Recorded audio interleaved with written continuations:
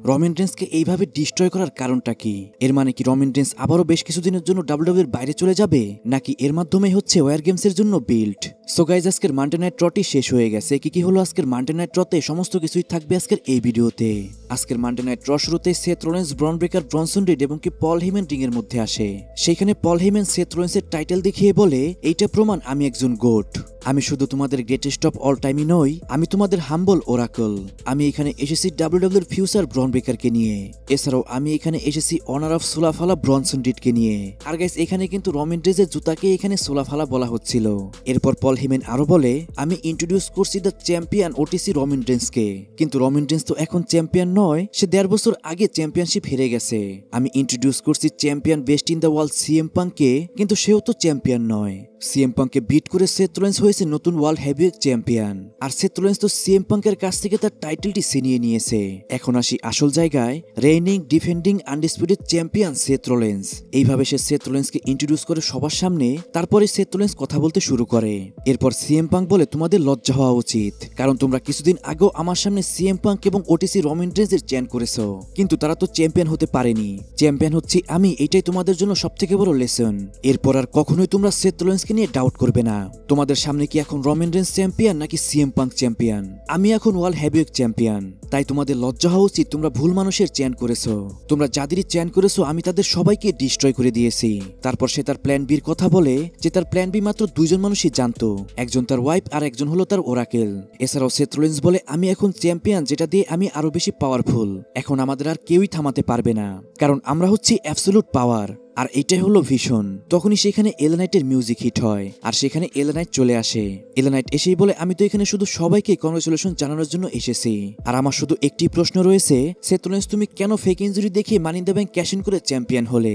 Saturday night main ইভেন্টে আমি তোমাকে আরো বেশি মারতাম, কিন্তু তুমি ফেক ইনজুরি দেখিয়ে আমার হাত থেকে বেঁচে গেছো। লাস্ট টাইম আমি তোমাকে বিট করেছি, তাই আজকেও আমি তোমাকে বিট করতে পারবো, এই বিষয়ে কোনো সন্দেহই নেই। আজকেও যখন আমি তোমাকে হারাবো, তুমি দিবে তোমার ক্যারিয়ারে আরো একটি শর্ট টাইটেল রান। আমি মনে করি আজকে মানডে নাইট র থেকে বেটার তোমাকে হারানোর কোনো প্লেসই হতে পারে না। এটা শুনে সেথ রোলেন্স বলে, তুমি কি মনে করেছো তুমি আমাকে চ্যালেঞ্জ আজকে করবে আর তোমাকে আমি ম্যাচ দিয়ে দিব? এইটা হবে না। এটা বলে তখনই সেখান থেকে সেথ রোলেন্স এবং তার টিম চলে যাচ্ছিল। কিন্তু তখনই সেখানে চলে আসে অ্যাডাম পিয়ার্স। সে এসে তাদের মধ্যে আজকের মেইন ইভেন্টে একটা ম্যাচ ফাইনাল করে দেয়। অ্যাডাম পিয়ার্স এই ম্যাচটার মধ্যে একটা কন্ডিশন বেঁধে দেয়, যে এই ম্যাচটার মধ্যে ব্রন ব্রেকার এবং ব্রনসন রিড কোনোভাবে ইন্টারফেয়ার করতে পারবে না, তারা ব্যান থাকবে এই ম্যাচের মধ্যে। তারপর ব্যাকস্টেজে আমরা জাজমেন্ট এবং এজে স্টাইলকে দেখতে পাই। সেখানে এজে স্টাইল ডমিনিক মিস্টেরিওকে বলে, তুমি মনে করো না তোমার সাথে সবকিছু আমার শেষ হয়ে গেছে, আমি আবার আসবো তোমার জন্য, কিন্তু তখন কোনো ট্রিক্স কাজ করবে না। তুমি যাই করো না কেন সেখানে কোনো কাজই আসবে না, এটা মাথায় রেখো। আর গাইস, এটা দেখে কিন্তু বোঝা যাচ্ছে যে এজে স্টাইলের সাথে আবারও কিন্তু ডমিনিক মিস্টেরিওর মধ্যে ম্যাচ হবে। তাদের মধ্যে রাইভেলরি এখনো শেষ হয়নি, আরো অনেক কিছুই আমার মনে হয় বাকি আছে। তারপর রুসেফ ভার্সেস শেমাসের মধ্যে একটা 1-on-1 ম্যাচ শুরু হয়ে যায়। আর ভাই, কি ম্যাচ ছিল এটি! ম্যাচের প্রথম থেকেই কিন্তু এই ম্যাচটি ব্রুটালিটিতে ভরা ছিল। তাদের মধ্যে ফাইটটি এমন ভাবে চলে যায়, যার কারণে সেই ম্যাচটিও বন্ধ করতে বাধ্য হয় রেফারি। তারপরও তাদের মধ্যে ফাইট থামে না। তখনই সেখানে অনেকগুলো সিকিউরিটি গার্ড চলে আসে, তারা তাদেরকে সেখান থেকে থামিয়ে ব্যাকস্টেজে নিয়ে যায়। আর গাইস, এই ম্যাচটার রেজাল্ট দেখেও কিন্তু বোঝা যাচ্ছিল তাদের মধ্যে আরো ম্যাচ কিন্তু হতে পারে সামনে। তারপর আমরা ব্যাকস্টেজে গ্রেসন লোলার এবং কি নিউ ডেকে দেখতে পাই। সেখানে গ্রেসন লোলার নিউ ডেকে রিকোয়েস্ট করছিল তাকে তাদের টিমের মধ্যে অ্যাড করার জন্য। আর গাইস, এটা দেখে কিন্তু বোঝা যাচ্ছিল গ্রেসন লোলারের অবস্থা কিন্তু বর্তমানে খুবই খারাপ। আর আরেকটা জিনিসও কিন্তু দেখার মতো ছিল, সেটা কিন্তু নিউ ডের কস্টিউম। নিউ ডেকে বর্তমানে ডাব্লিউডাব্লিউই একদমই জোকার বানিয়ে রেখেছে। তারপর পেন্টা এবং গ্রেসন লোলারের মধ্যে একটা ঝামেলা আমরা দেখতে পাই, যার কারণে অ্যাডাম পিয়ার্স তাদের মধ্যে আজকে একটা 1-on-1 ম্যাচ কনফার্ম করে দেয়। দেন পেন্টা ভার্সেস গ্রেসন লোলারের মধ্যে একটা 1-on-1 ম্যাচ শুরু হয়ে যায়। ম্যাচটি একটা নরমাল ম্যাচ হয়, যেখানে কিনা পেন্টা গ্রেসন লোলারকে পাঞ্চিং বক্সের মতো মারতে শুরু করে। ম্যাচের একটি মোমেন্টে সেখানে নিউ ডে চলে আসে। নিউ ডেকে দেখে গ্রেসন লোলার মনে করেছিল যে হয়তো তাকে এখানে বাঁচাতে চলে এসেছে নিউ ডে, কিন্তু নিউ ডে তো গ্রেসন লোলারকে কোনো পাত্তাই দেয় না। তারা তো এই ম্যাচটা কমেন্ট্রি করতে সেখানে এসেছিল। এরপরও ম্যাচটি বেশ কিছুক্ষণ চলে। সেখানে পেন্টা একটা মেক্সিকান ডিস্ট্রয়ার হিট করে এই ম্যাচটার মধ্যে উইন করে যায়। ম্যাচ শেষে আমরা নিউ ডে এবং পেন্টার মধ্যে একটা ঝামেলা দেখতে পাই, যার কারণে পেন্টা সেইখানে নিউ ডেকে একদমই ডিস্ট্রয় করে দেয়। তারপর নিউমির একটা ছোটখাটো সেগমেন্ট দেখতে পাই আমরা। সেইখানে তেমন কিছু ছিল না, শুধু সে সামার স্ল্যামে কিভাবে তার টাইটেল রিটেন করেছিল এই বিষয়ে সে কথা বলতে থাকে। তারপর সে রিয়া রিপ্লি এবং কি ইওস্কার মজারতে থাকে যে তাদেরকে সে হারিয়ে এই ম্যাচটার মধ্যে উইন করেছিল। এছাড়াও সে স্টিফেনি ব্যাকরের কথা বলে, কারণ ক্লাস অফ প্যারিসে তাদের মধ্যে একটা 1-on-1 ম্যাচ কিন্তু অলরেডি কনফার্ম করা হয়ে গেছে। তারপর Charlotte Flair, Alexa Bliss ring এ আসে। সেইখানে তারা তাদের টাইটেল উইন করার জন্য সেলিব্রেশন করছিল। তখনই সেখানে জাজমেন্ট ডে চলে আসে। জাজমেন্ট ডে আসার পরই তাদের মধ্যে ঝামেলা শুরু হতেই যাবে। তখনই সেখানে অ্যাডম পিয়ার্স এসে তাদের মধ্যে আবারও একটি tag team championship match confirm করে দেয়, আর সেই ম্যাচটা তখনই শুরু হয়ে যায়। গাইস, পার্সোনালি কিন্তু আমার কাছে এরকম ভাবে ম্যাচ কনফার্ম করা খুবই বিরক্তকর লাগে। একটা চ্যাম্পিয়নশিপ ম্যাচ যদি করাতেই হয় তাহলে সেই ম্যাচটা আগে থেকে বিল্ড করতে হয়, তবেই তো সেই ম্যাচটা দেখে সবার কিন্তু মজা পায়। কিন্তু এখানে ডাব্লিউডাব্লিউ এরকমটা কিছুই করছে না, ধুপধাপ চ্যাম্পিয়নশিপ ম্যাচ কনফার্ম করে দিচ্ছে।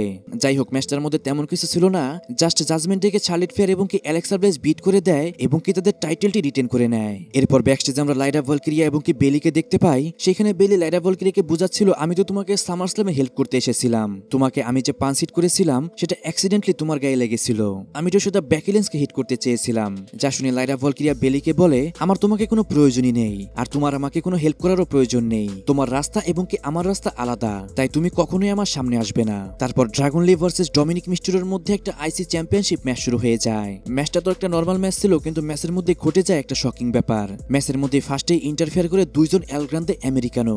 ড্রাগন লি তো ফার্স্টে তাদেরকে সেখান থেকে মেরে ভাগিয়ে দেয়, কিন্তু তারপরে সেখানে আবারও আরেকটি এল গ্রান্দে আমেরিকানো চলে আসে। আর গাইস, এরই মাধ্যমে কিন্তু তিনজন এল গ্রান্দে আমেরিকানো এসেছে ডাব্লিউডাব্লিউ তে।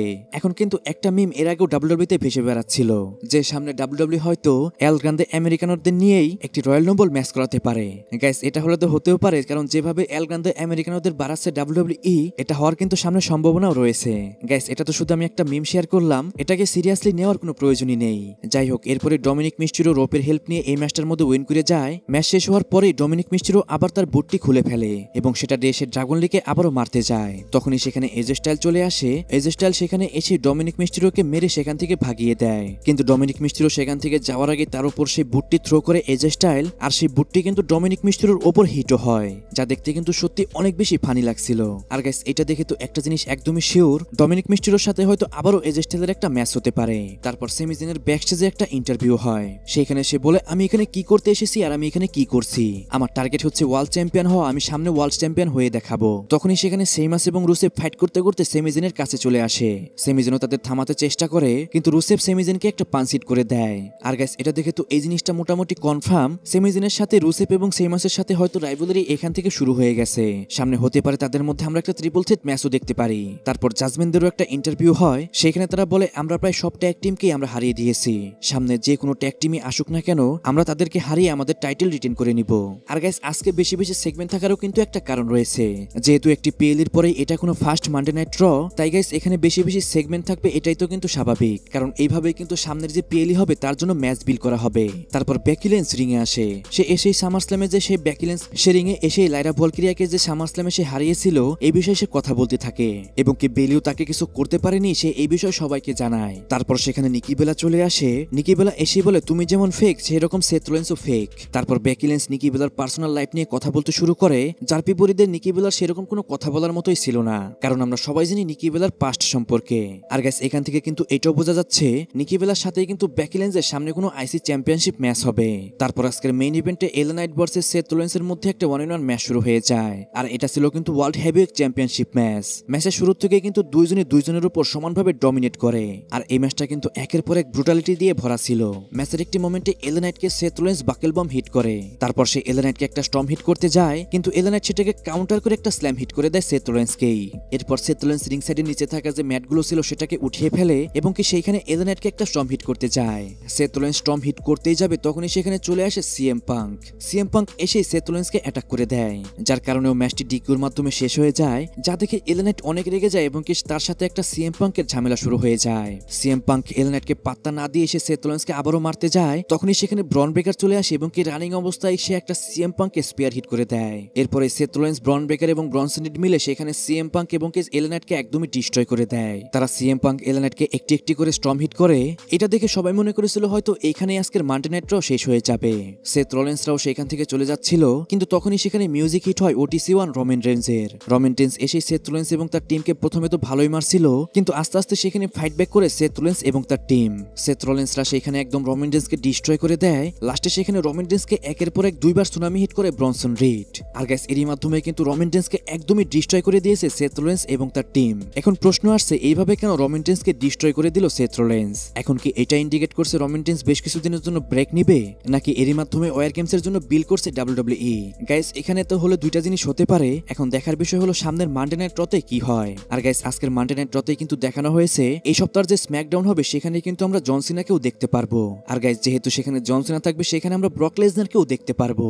এখন সবার মনে প্রশ্ন আসতে পারে মানডে নাইট রতে ব্রক লেসনার কোথায়। তাদেরকে বলছি গাইস ব্রক লেসনারকে কিন্তু মানডে নাইট রতে রাখা হয়নি, ব্রক লেসনারকে রাখা হয়েছে স্ম্যাকডাউনে। তাই গাইস আমরা স্ম্যাকডাউনে ব্রক লেসনারকে দেখতে পারবো। এখন রোমান রিন্সকে এইভাবে ডিস্ট্রয় করাকে আপনি কিভাবে দেখছেন অবশ্যই কমেন্টে জানান। এরই মাধ্যমে আজকের মানডে নাইট রটিও শেষ হয়ে যায়। আজকের মানডে নাইট রটি আপনার কাছে কেমন লেগেছে অবশ্যই কমেন্টে জানাবেন। সো গাইস আজকের ভিডিও এই পর্যন্তই। রেসলিং সম্পর্কে সমস্ত নিউজ এবং আপডেট জানার জন্য চ্যানেলটিকে সাবস্ক্রাইব করবেন।